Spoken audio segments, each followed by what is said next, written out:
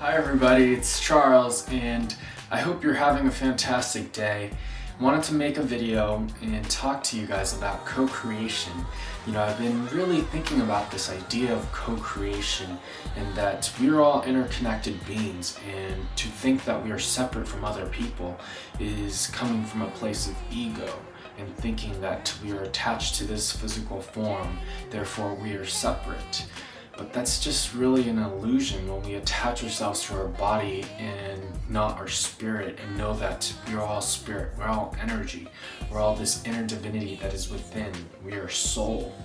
We're soul sisters and brothers, we're light, we're energy. So when this body is discarded, you know, whatever your beliefs are, you know, if this body is discarded after you die, if you look at like King Tut or whatever, I mean, look, he was like this king, and like he had all this gold, and like if you go visit his tomb, like you see all this gold and everything, and the only thing missing is King Tut.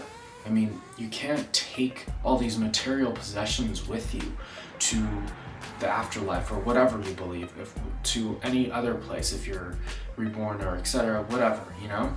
But the idea is that we've become so attached to these physical forms, and we allow them to dictate what we are and how we show up, and we identify with these objects, and it separates us. I was just observing cars today. I was like, you know, you see a Mercedes-Benz and then you see a Honda Civic or something, right? It's so funny because they're both cars, they're both transportations, they both work, they take you from A to B, and after we put this logo on it, like a brand, like this is a Honda and this is a Mercedes, does it make you a better person that you drive a Mercedes? Let's take all the labeling and let's really get to the core of what it truly is. You know, it's really not about the car, it's the person who's driving the car, and it's about this experience that you're having in this car. So I don't know, I just thought that was really funny. Like we wear certain brands or whatever, right? It's like, I'm a better person than you. And that's really the ego talking. When we just get to the core, close your eyes and realize that we're just spirit. We're just a divine spirit of love, and we're not disconnected, we're not separate. We're all one, we're all brothers and sisters. You're special, I'm special, but none of us are more special than any other person. Like, so every time I see someone on the street, it's like I see the divinity in you, and we're all equal. So when I see a brother or sister suffering, it's like there's something in me, and I think there's something in all of us that sees like suffering, and like we want to lend our hand, you know? But we've become so numb and conditioned, like every single day in the media, like, oh, these people died in war, whatever. We've become almost numb by this imagery and this media.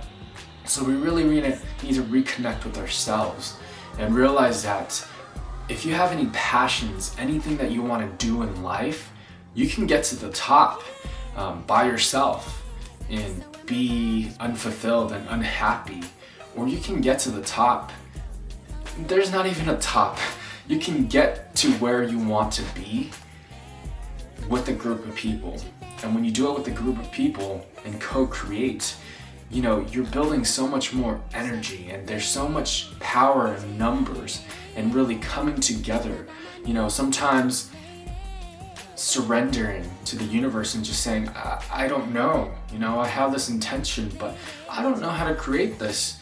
But there's someone else out there that has some experience, who has special skills, who is provided by the divine source, that universe, with special talents that can offer you help. And when you reach out and ask for help and really surrender and come from a place of love, you know, abundance is everywhere, resources are everywhere. There's no way that you can't create miracles, you can't create the best world, best reality you want. As long as I think it comes from a place of love and not ego. Like, I want to do this because, I don't know, whatever your ego wants you to do this certain thing for, right? So really see everything as interconnected. We're all interconnected. So if someone else is suffering, we're all suffering, you know? There's no way we can be happy if there are people suffering. I mean, truly happy, like, you know, because we are healed when we heal other people. So just really see the mirrors and see that we are just all one, and let's create a better world. Let's create something magnificent. Let's show up for life and be the best versions of ourselves and act from love, so we can really show up for these opportunities and create change. We're going through a shift right now, and a lot of people are waking up, and this is such exciting times. And you know, people are letting go of the old ego self of identifying with these material possessions, and really realizing that we need to reconnect with nature, reconnect with people, reconnect with community, reconnect with our source, our love.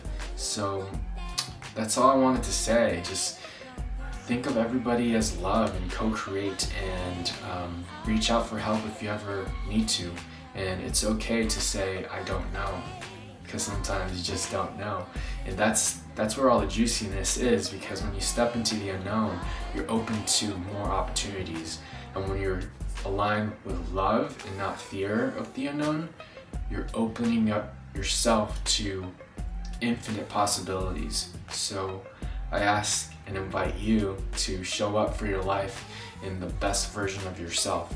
And also, a quick thing is, like, how are you starting your day? Are you starting your day right when you wake up? You turn on the TV, you're listening to the radio, you're, you know, tweeting your friends, or you're Facebooking, or etc. Like, what are you allowing into your subconscious mind to create your reality? Because your thoughts create your reality.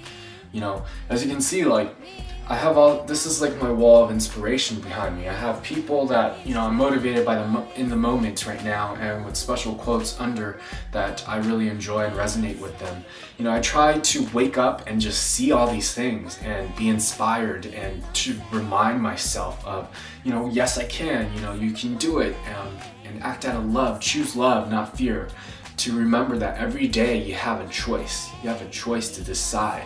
And training of the mind is not easy, you know, that's why it's called a practice. We have to practice every single day.